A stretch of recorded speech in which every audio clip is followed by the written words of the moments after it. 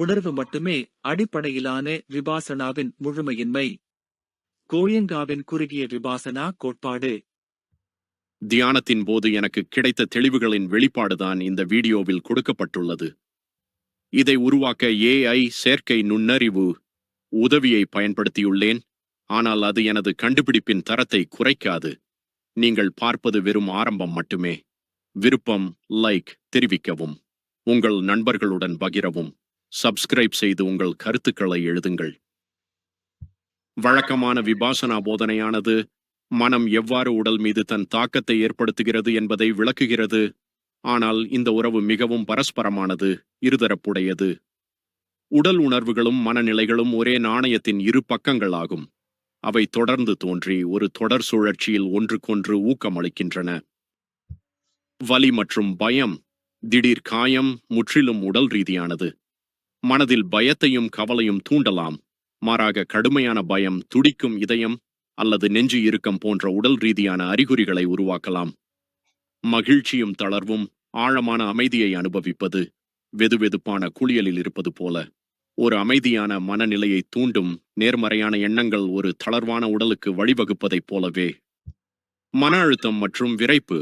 தொடர் மன அழுத்தம் பெரும்பாலும் தோள்பட்டை மற்றும் கழுத்தில் உடல் ரீதியான இறுக்கத்திற்கு வழிவகுக்கிறது. அதேபோல் அசௌகரியமான நிலையில் நீண்ட நேரம் அமர்ந்திருப்பது மனதில் அழுத்தத்தையும் சங்கடத்தையும் உருவாக்கும். மூச்சு மற்றும் உணர்வு. கவனத்துடன் கூடிய ஆழமான சுவாசம் பதட்டமான மனதை அமைதிப்படுத்தலாம். அதே நேரத்தில் பதட்டமான நிலை மேலோட்டமான ஒழுங்கற்ற சுவாசத்தை ஏற்படுத்தும். அதிர்ச்சி மற்றும் நினைவகம்.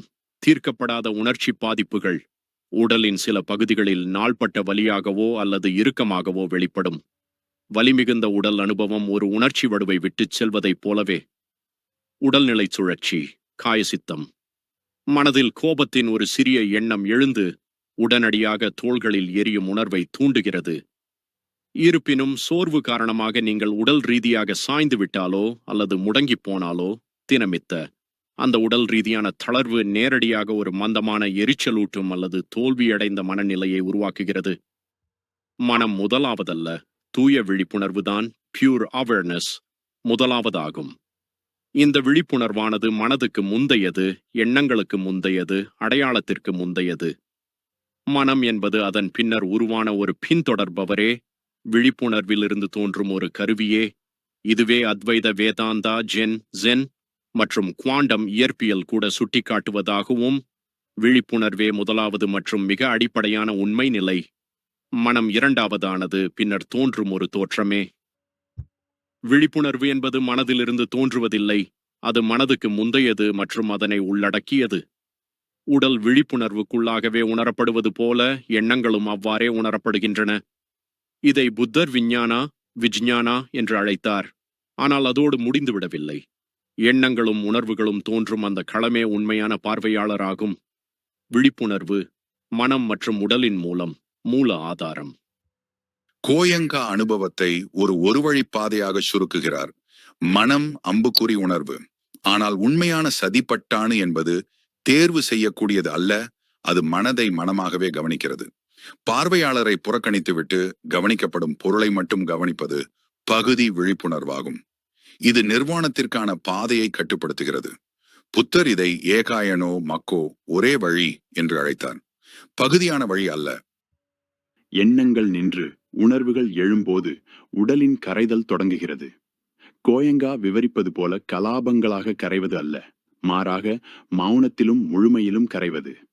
சாட்சி பார்வையாளர் இன்னும் தெளிவாகிறது. மூச்சு மறைந்து போகிறது, அமைதி எழுகிறது. இரண்டாவது மூச்சு, இரண்டாவது மூக்கு, நுழைவு வாயில் திறக்கிறது. மனதை கடந்த, உடலை கடந்த. புத்தரின் சோதாபன்னா என்பது ஒரு நபரை குறிப்பதல்ல, மாறாக ஒரு செயல்முறை வெளி மூச்சிலிருந்து உள் மூச்சுக்கான மாற்றம்.